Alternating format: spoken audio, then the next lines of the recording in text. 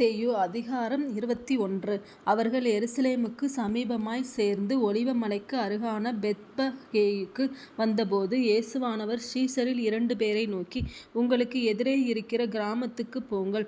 போனவுடனே அங்கே ஒரு கழுதையையும் அதனோடே ஒரு குட்டியையும் கட்டி இருக்கக் காண்பீர்கள். அவைகளை அவிழ்த்து என்னிடத்தில் கொண்டு வாருங்கள். ஒருவன் உங்களுக்கு ஏதாகிலும் சொன்னால், இவைகள் ஆண்டவருக்கு வேண்டுமென்று சொல்லுங்கள். உடனே அவைகளை அனுப்பிவிடுவான் என்று சொல்லி அவர்களை அனுப்பினார். இதோ, என் ராஜா சாந்தகுணமுள்ளவராய் கழுதையின் மேலும் கழுதை குட்டியாகிய மரியின் மேலும் ஏறிக்கொண்டு உன்னிடத்தில் வருகிறார் என்று சீயோன் குமாரத்திக்குச் சொல்லுங்கள் என்று தீர்க்கதரிசியினால் உரைக்கப்பட்டது நிறைவேறும்படி இதெல்லாம் நடந்தது. சீஷர்கள் போய் இயேசு தங்களுக்குக் கட்டளையிட்டபடியே செய்து, கழுதையையும் குட்டியையும் கொண்டு வந்து அவைகள் மேல் தங்கள் வஸ்திரங்களைப் போட்டு அவரை ஏற்றினார்கள். திரளான ஜனங்கள் தங்கள் வஸ்திரங்களை வழியிலே விரித்தார்கள். வேறு சிலர் மரக்கிளைகளைத் தரித்து வழியிலே பரப்பினார்கள். முன் நடப்பாரும் பின் நடப்பாருமாகிய திரளான ஜனங்கள், தாவீதின் குமாரனுக்கு ஓசன்னா, கர்த்தரின் நாமத்தினாலே வருகிறவர் ஸ்தோத்திரிக்கப்பட்டவர், உன்னதத்திலே ஓசன்னா என்று சொல்லி ஆர்ப்பரித்தார்கள். அவர் எருசலேமுக்குள்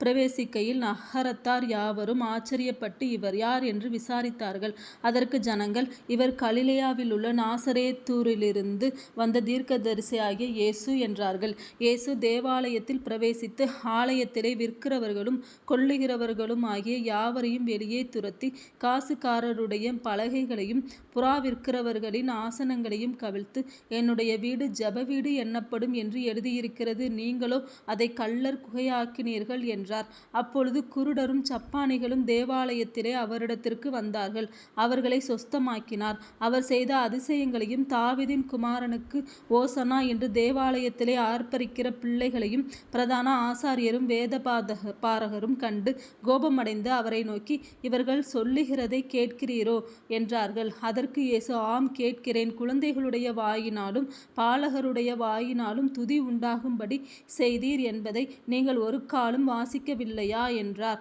அவர்களை விட்டு நகரத்திலிருந்து புறப்பட்டு பெத்தானியாவுக்குப் போய் அங்கே தங்கினார். காலையிலே அவர் நகரத்துக்கு திரும்பி வருகையில் அவருக்கு பசியுண்டாயிற்று. அப்பொழுது வழியருகே ஒரு அத்தி மரத்தைக் கண்டு அதனிடத்திற்கு போய், அதிலே இலைகளையன்றி வேறொன்றையும் காணாமல், இனி ஒரு காலம் உன்னிடத்தில் கனி உண்டாகாதிருக்கக் கடவது என்றார். உடனே அத்திமரம் பட்டு போயிற்று.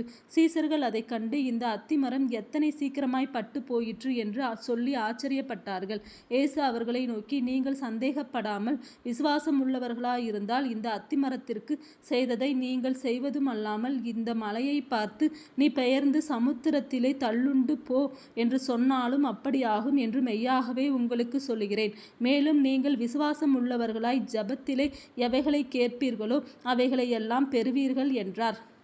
அவர் தேவாலயத்தில் வந்து உபதேசம் பண்ணுகையில் பிரதான ஆசாரியரும் ஜனத்தின் மூப்பரும் அவரிடத்தில் வந்து, நீர் எந்த அதிகாரத்தினால் இவைகளைச் செய்கிறீர்? இந்த அதிகாரத்தை உமக்கு கொடுத்தவர் யார் என்று கேட்டார்கள். இயேசு பிரதியுத்தரமாக, நானும் உங்களிடத்தில் ஒரு காரியத்தைக் கேட்கிறேன். அதை எனக்கு சொல்வீர்களானால், நானும் இன்ன அதிகாரத்தினாலே இவைகளை செய்கிறேன் என்று உங்களுக்கு சொல்லுவேன். யோவான் கொடுத்த ஸ்நானம் தேவனால் உண்டாயிற்றோ மனுஷரால் உண்டாயிற்றோ? யாரால் உண்டாயிற்று என்று கேட்டார். அதற்கு அவர்கள், தேவனால் உண்டாயிற்றென்று சொல்வோமானால் பின்னே ஏன் அவனை விசுவாசிக்கவில்லை என்று நம்மைக் கேட்பார்? மனுஷரால் உண்டாயிற்றென்று சொல்வோமானால் ஜனங்களுக்கு பயப்படுகிறோம், எல்லாரும் யோவானை தீர்க்கதரிசி என்று எண்ணுகிறார்களே என்று தங்களுக்குள்ளே ஆலோசனை பண்ணி இயேசுவுக்கு பிரதியுத்தரமாக, எங்களுக்குத் தெரியாது என்றார்கள். அப்பொழுது அவர், நானும் இன்ன அதிகாரத்தினால் இவைகளை செய்கிறேன் என்று உங்களுக்கு சொல்லேன் என்றார்.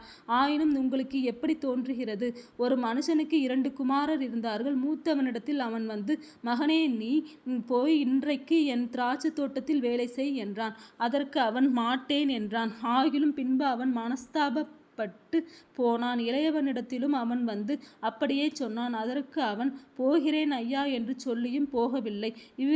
இவ்விருவரில் எவன் தகப்பனுடைய சித்தத்தின்படி செய்தவன் என்று கேட்டார். அதற்கு அவர்கள், மூத்தவன்தான் என்றார்கள். அப்பொழுது இயேசு அவர்களை நோக்கி, ஆயக்காரரும் வேசிகளும் உங்களுக்கு முன்னே தேவனுடைய ராஜ்யத்தில் பிரவேசிக்கிறார்கள் என்று மெய்யாகவே உங்களுக்கு சொல்லுகிறேன்.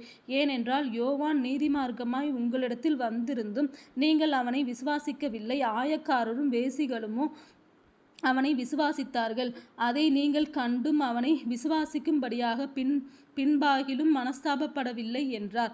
வேறொரு உவமையைக் கேளுங்கள். வீட்டெஜமானாகிய ஒரு மனுஷன் இருந்தான். அவன் ஒரு திராட்சைத் தோட்டத்தை உண்டாக்கி அதைச் சுற்றிலும் வேலியடைத்து அதில் ஒரு ஆலையை நாட்டி கோபுரத்தையும் கட்டி தோட்டக்காரருக்கு அதை குத்தகையாக விட்டு புறதேசத்துக்குப் போயிருந்தான். கனிகாலம் சமீபித்த போது அதன் கனிகளை வாங்கி கொண்டு வரும்படி தன் ஊழியக்காரரை தோட்டக்காரரிடத்தில் அனுப்பினான். தோட்டக்காரர் அந்த ஊழியக்காரரை பிடித்து ஒருவனை அடித்து ஒருவனை கொலை செய்து ஒருவனை கல்லெறிந்து கொன்றார்கள். பின்னும் அவன் முந்தினவர்களிலும் அதிகமான வேறே ஊழியக்காரரை அனுப்பினான். அவர்களையும் அப்படியே செய்தார்கள். கடைசியிலே அவன் என் குமாரனுக்கு அஞ்சுவார்கள் என்று சொல்லி தன் குமாரனை அவர்களிடத்தில் அனுப்பினான்.